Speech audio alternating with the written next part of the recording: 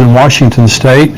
He is a well-known and popular commentator on the Feast of the Lord. He is also well known for his discovery of the blood moon tetrads that shook the church community and changed our understanding of end-time prophecy. Mark has authored several best-selling books, including the one we're going to be talking today, which is Blood Moons, Decoding the Imminent Heavenly Signs. And Pastor, thank you for joining me here today. Well, thank you so much. I love being on your program with you. Well, we did a great show last week, and we were talking about the Antichrist, Decoding the Antichrist, one of your books, one of your excellent books. Now, you, as far as anyone that I've ever talked to, you're responsible for discovering the blood moon tetrads. And, you know, the book of Joel talks about blood moons. Jesus said there'd be signs in the sun, moon, and stars and all of that. But your book here, Blood Moons, Decoding the Imminent Heavenly Signs, how on earth did you find out about the blood moon tetrads? It was a miracle.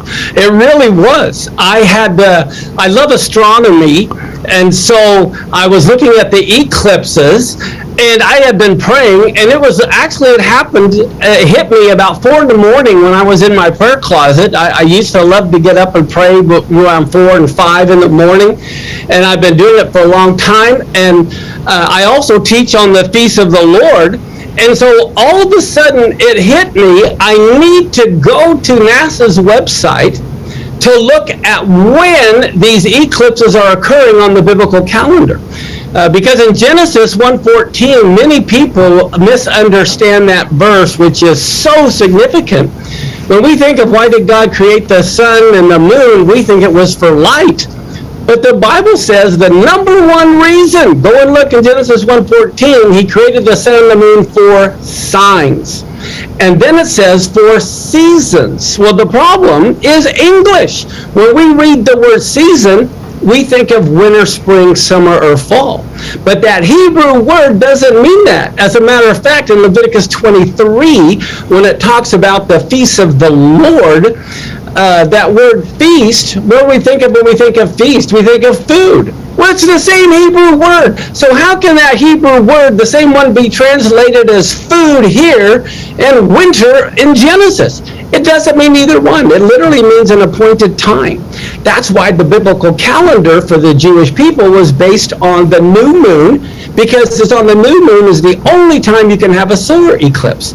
And that's why the feasts like Passover and Tabernacles are on a full moon, because you can only have a lunar eclipse on a full moon.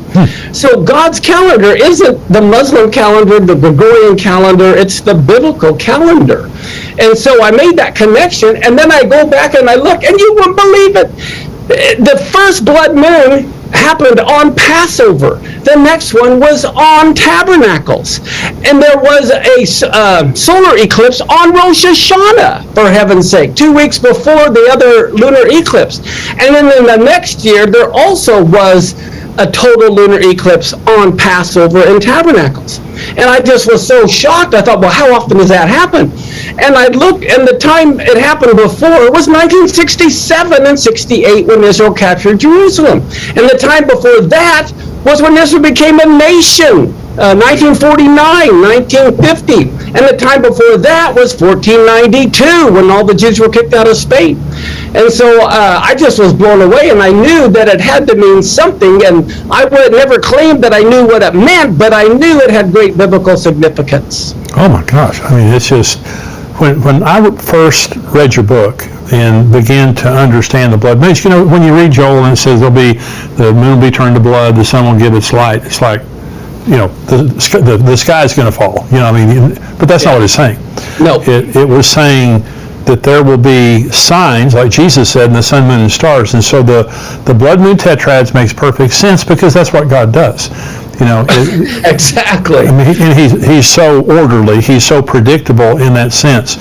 So I want you to talk about the seasons, because you were talking about the feast. Now, one of the things that you teach that is so fascinating is on the Feast of Israel. Okay, so you believe that the Feast of Israel, 7 feasts, 4 in the spring, 3 in the fall, you believe that's a prophetic grid. You believe that that's a prophetic statement about the future, right? You are exactly right. In Revelation, it talks about those written in the book of the Lamb who's been slain from the foundation of the world, not 2,000 years ago. That means the slaying of the Passover lamb was from the very beginning, from the foundation of the world. As a matter of fact, what I believe the Father said is, look, I'm going to send my Son to die. I'm going to determine what day he's going to die. I'm going to determine what time he's going to die. As a matter of fact, I'm going to determine what songs will be sung at his funeral. Wow. This is why 1,000 years before Jesus came, King David wrote the funeral hymns that would be sung on the day Yeshua died, because every Passover they sing the Psalms, the Hallel.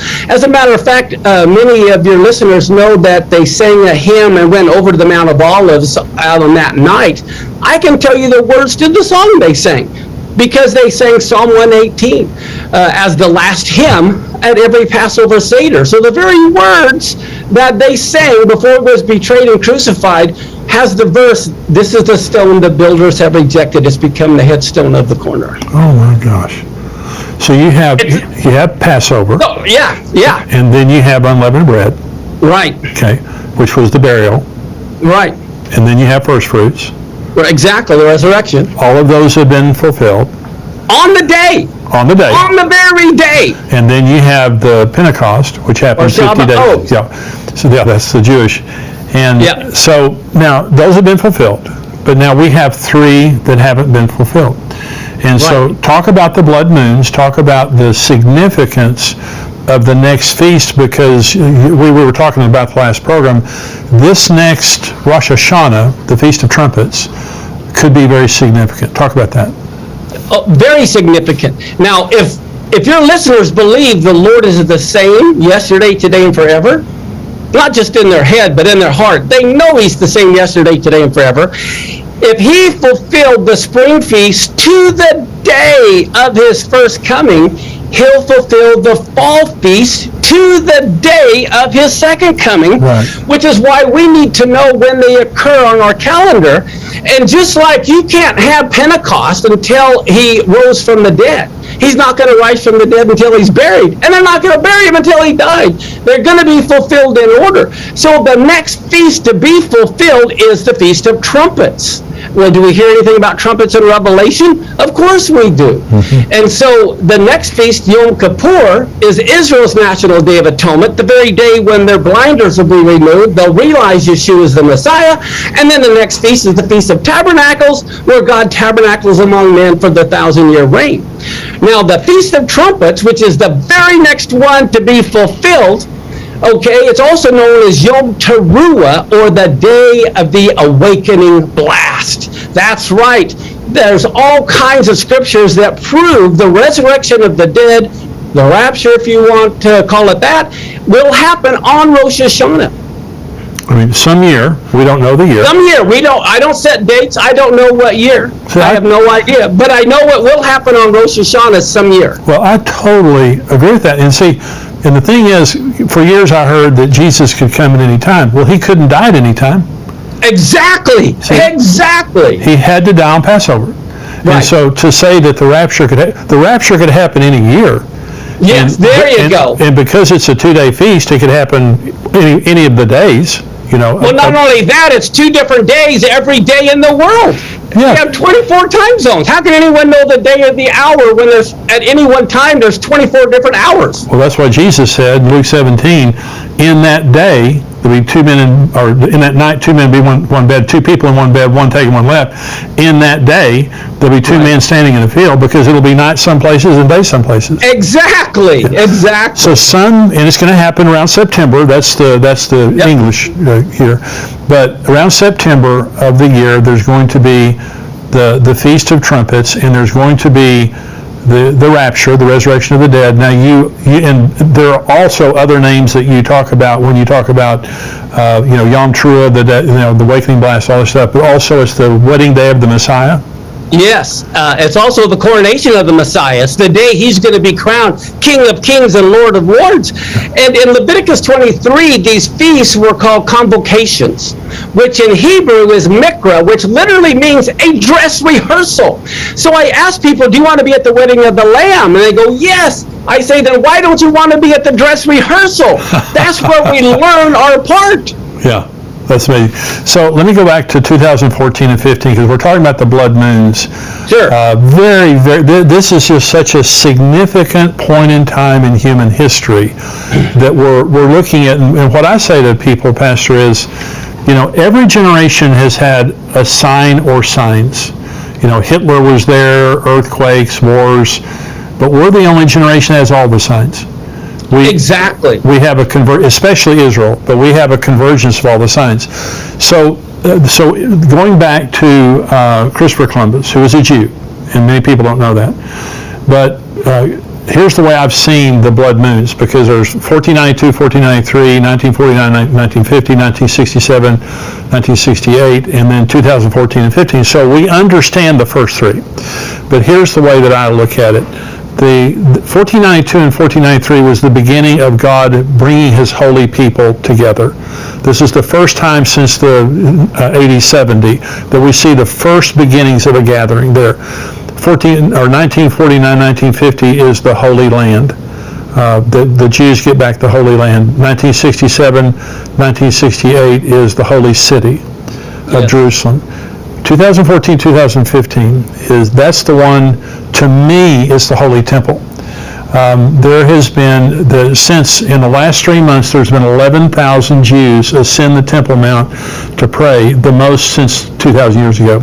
Okay, and so we're seeing a great activity in Jerusalem, the Temple Institute, the Temple Mount Faithful, different people. So what do you think about the feast of 2014 and 15? What do they mean? Is it significant for the temple? Does it have any other significance? I think it definitely could be temple related. The way I look at it from hindsight, I did mention this back then as well, but if you remember Joseph's dream, and Joseph was a type of the Messiah, there was 7 years of plenty followed by the 7 years of famine. I believe the 2014-2015 lunar tetrad was a warning of the 7-year cycle. When it ended, we would begin the 7-year famine or tribulation, which is why 2022 is so significant. Okay, so the Shemitahs, and if you wouldn't mind talking about it again, so this is a Shemitah year that we're in right now. Yes. Now, when we say 2021, 2022, the Jewish year begins, and their civil year begins the Rosh Hashanah. Yes. In September. Yes. Okay, so their new year began in September, and so now between now and next September, this is a Shemitah year. This is the 7th year. Yes. And you believe now, again, that the tribulation has to begin at the beginning of the Shemitah cycle, which is next September. Exactly. And I have a chart here. One of the things that I want to mention is how significant the first year of a Shemitah cycle is, and which will begin October of next year, right after Rosh Hashanah, because we're in the 7th year. But did you know both temples, Nebuchadnezzar destroyed the temple and Rome destroyed the temple, both in the first year of a Shemitah cycle. Wow. So both temples were destroyed then. The 1967 Six-Day War happened in the first year of a Shemitah cycle. The Yom Kippur War happened in the first year of a Shemitah cycle. Israel took out the Iraq nuclear reactor in the first year of a Shemitah cycle. The first Intifada was in the first year of a Shemitah cycle. The Israel-Jordan peace treaty was the first year of a Shemitah cycle. That's when the quartet began that wanted to divide the land, and I believe they represent the 4 horns in Zechariah that keep the land divided. And then the Gaza war and, of course, the stock market crash also happened the first year of a Shemitah cycle. And then we have the 2014-2015 blood moons, which was the end of a Shemitah cycle going into the beginning of a Shemitah cycle. And one other point I want to make, you can only blow the shofar on the year of in the year of Jubilee. Now you got to remember, there's 49 years or 7 cycles. The year of Jubilee is always the first year of the next Shemitah cycle. Right. Well, 1973 Yom Kippur War, Yom Kippur is the day they blow the shofar announcing the year of Jubilee. On Yom Kippur. And then we have the Yom Kippur War. Well, I believe that was probably a Jubilee year, which means next year also is a Jubilee year. Oh my gosh. So you believe if the tribulation does not begin next year, it has to wait till the next Shemitah cycle? Exactly. It has to begin because Daniel's Jewish. Sure. Okay, well, too often Christians see the 7-year time period, they know, but it's not any random year. It can't start today. It can't start, on any Rosh Hashanah. It has to begin the first year of a Shemitah cycle. So the next year being the beginning of a Shemitah cycle and Jubilee. Exactly. I mean, that's huge. just huge. This is huge. Yeah. And so when you talk about the Shemitah year, you're going by the Jewish calendar. Of course. And Yes. the way we know it's a Shemitah year is the Hebrew years divisible by 7. It's really simple. Yeah. And I heard you say it one time, and it embarrassed me. It was so simple. I was like, why didn't I think of that? But so next year is a huge, huge year, and that's what you're saying. Yeah. I tell you what, all your listeners need to get ready. Well, I have a very special announcement, and that is I've been telling you for a while that we have a new book coming out that's called Where Are the Missing People? And it's a book that you leave behind for people who are left behind after the rapture. This is something that would tell them what just happened. It explains the rapture to them. It leads them to the Lord. It tells them how to be baptized, how to read the Word of God, how to navigate the end times, the things that are happening in the world during the tribulation, the things that are going to happen. It literally is just a survival guide for people who have been left behind and are living during the tribulation. I know you have family members and friends and just people maybe that you don't know, but they're going to be going through your stuff. If you're a Christian and you have been raptured, they're going to be in your home, they're going to be in your office, they're going to be in your car, and we want to give you the opportunity to have this book that you can have laying around that says, where are the missing people? That's where the number one question that's going to be on people's minds after the rapture is, where are the missing people? Where all those people go? So this is a book that you can prominently display, and it's an attractive book that you can prominently display in your home, in your office, in your bedroom, in your car, wherever you want to put it, to where people would be able to find it after the rapture and during the tribulation to lead them to the Lord and give them instruction on how to navigate those unbelievably difficult days. Now, if you're a subscriber to endtimes.com, we're going to give you a free ebook. Okay, you don't have to pay anything for it. We'll give you a free ebook, Where Are the Missing People? If you'd like a physical copy of the book, it's missingpeoplebook.com, and you can order a copy or copies there. If you're not a subscriber, you can go to missingpeoplebook.com, get a copy, get 3, get 8, and lay them around your house, your apartment, wherever you want to put them, and just to make sure that you have those represented where people will be after the rapture. And so this is something we're very excited about because, honestly, it's just if we leave and don't leave a message behind for those people who are left behind, it's just, it's not right, because we know that there's going to be billions of people left behind after the rapture. So for every believer who is thinking about people who are left behind,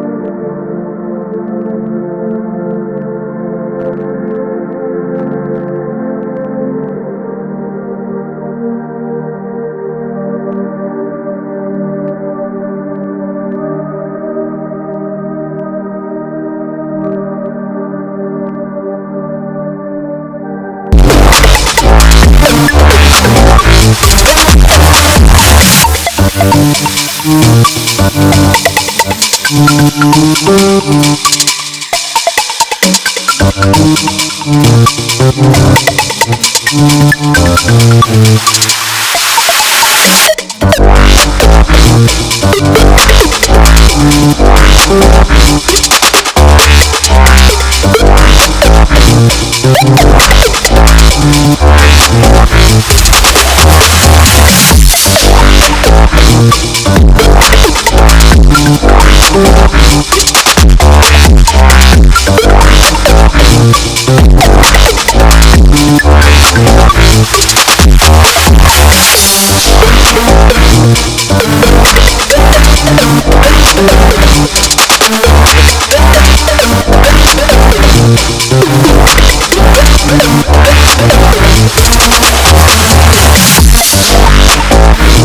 back.